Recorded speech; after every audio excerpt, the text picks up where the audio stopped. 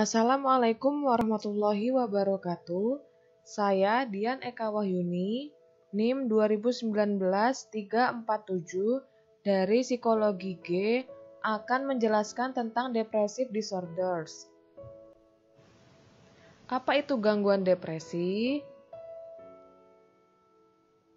Depresi adalah gangguan suasana hati atau mood yang ditandai dengan perasaan sedih yang mendalam dan rasa tidak peduli. Seseorang dinyatakan mengalami depresi jika sudah 2 minggu merasa sedih, putus harapan, atau tidak berharga. Depresi yang dibiarkan berlanjut dan tidak mendapatkan penanganan bisa menyebabkan terjadinya penurunan produktivitas kerja, gangguan hubungan sosial, hingga munculnya keinginan untuk bunuh diri. Depresi pada wanita sering dikaitkan dengan perubahan hormonal termasuk menstruasi, kehamilan, setelah kehamilan atau menopause.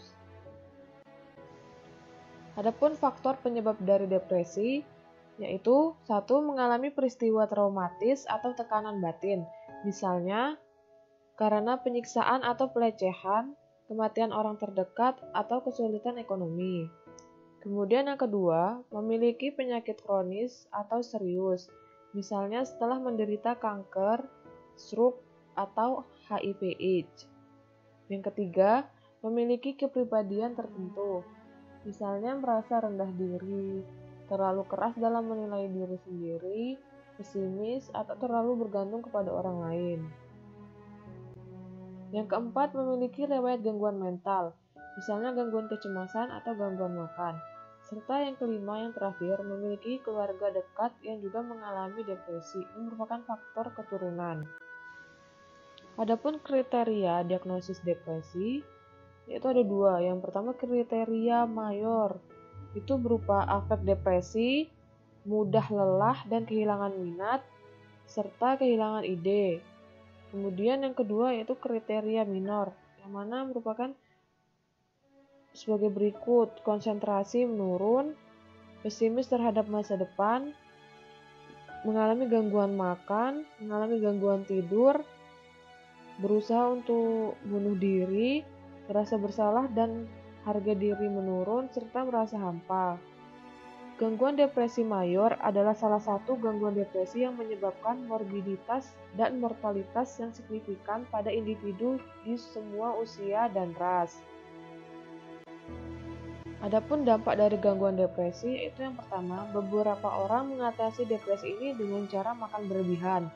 Hal ini dapat menyebabkan penambahan berat badan dan penyakit terkait obesitas, seperti diabetes tipe 2. Kemudian, orang yang mengalami depresi mengalami melemahkan sistem kekebalan tubuh, terutama sel T pembunuh alami yang membantu melindungi tubuh dari karsinogen. Karsinogen merupakan agen penyebab kanker.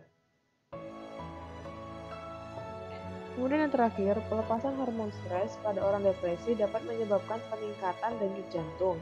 Hal ini menyebabkan peningkatan tekanan darah yang mengharuskan jantung bekerja lebih keras dan berisiko terhadap stroke, tekanan darah tinggi, dan serangan jantung. Pengobatan depresi. Dalam mengobati depresi, psikiater dapat melakukan beberapa cara sebagai berikut. Yang pertama, melakukan psikoterapi. Hal ini dilakukan untuk membantu mengatasi masalah akibat depresi. Kemudian yang kedua, memberikan obat antidepresan, yang mana hal ini dilakukan untuk mengatasi depresi dari pasien. Kemudian yang ketiga, memberikan terapi kejut listrik yang berguna untuk mengubah kinerja otak pasien. Dan yang terakhir, menjalani perawatan di rumah sakit jika mengalami depresi yang parah.